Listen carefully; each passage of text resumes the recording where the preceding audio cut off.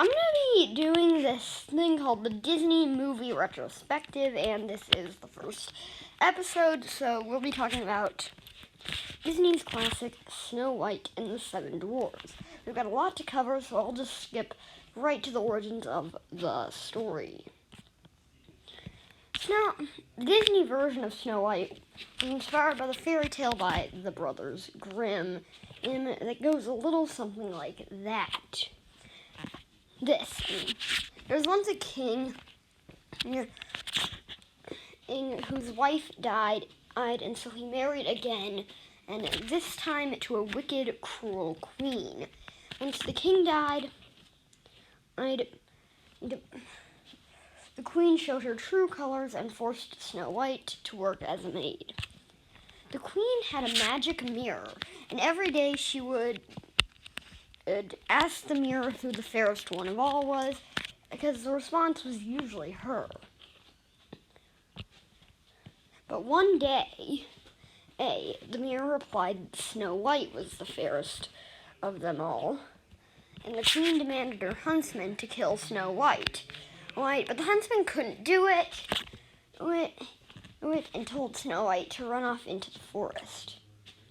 She found the cottage of the seven dwarves, and decided to stay there.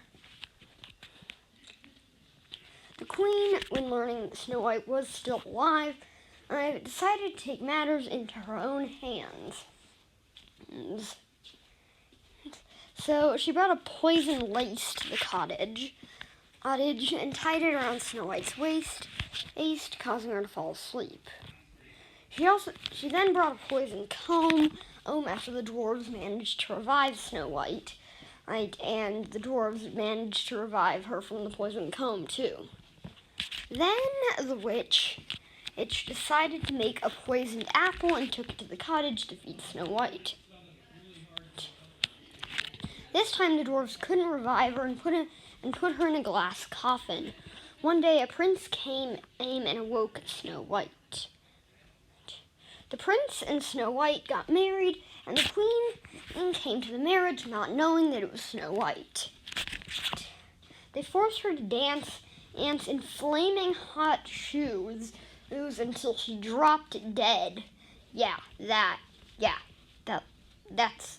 were the last words by the way. Disney decided to adapt Snow White and the Seven Dwarfs into their first feature film. And the Disney version went a little something like this. It started out pretty much the same way as the story did. Though it added this great scene in with Snow White singing by the wishing well. The huntsman. Okay, I left a little detail out of the Brothers Grimm story. The queen asked for Snow White's lungs and liver so she could eat them. Ugh. In the Disney version, she asked for Snow White's heart, and of course the huntsman can't do it. The lungs and liver thing is pretty gruesome, but then again, in Disney's version, she keeps it in a jeweled box as a trophy, which isn't that better. Snow White runs into a horrific forest with terrifying trees, until finally meeting some forest animals who show her the way to the cottage. The seven dwarves work in a diamond mine and find Snow White at home, and find Snow White in their home and decide to let her stay after she tells them her story. Also, Snow White tidies up the place before the dwarves get home from work. There's this great party scene where they're all dancing, and it's, in my personal opinion, it's one of the best scenes in the film. Snow White then sings a song to the dwarves called "Someday My Prince Will Come," which is a beautiful song. Disney dropped the whole poison lace and poison comb thing from the original Brothers Grimm story and just did the poisoned apple, which of course put Snow White to sleep and the dwarves can't revive her. They put her in the glass coffin, and of course the prince comes and awakens her. They live happily ever after, just like any true fairy tale. And also Disney dropped the whole Queen has to dance in red hot shoes until she drops dead thing. And now let's get on to the characters of Snow White and the Seven Dwarfs. Snow White is a kind, loving princess who befriends all forest animals, something that we'll see later on with Aurora and Cinderella. She's very kind and does not see the old hag's true form, or takes the poisoned apple. Next we have the prince, and who isn't really a character. He's more of a plot point and doesn't do much in the story other than awaken Snow White. The queen is a vain, jealous villain who would pave the way for later villains, as we'll see when we get to Maleficent and Captain Hook, and more. She transforms into a witch to try to give Snow White the poisoned apple, and of course succeeds. Next we have the lovable Seven Dwarfs, or as I'll describe them. Doc is the leader, at least in his mind, of the Seven Dwarfs. Grumpy is, well, just that, grumpy.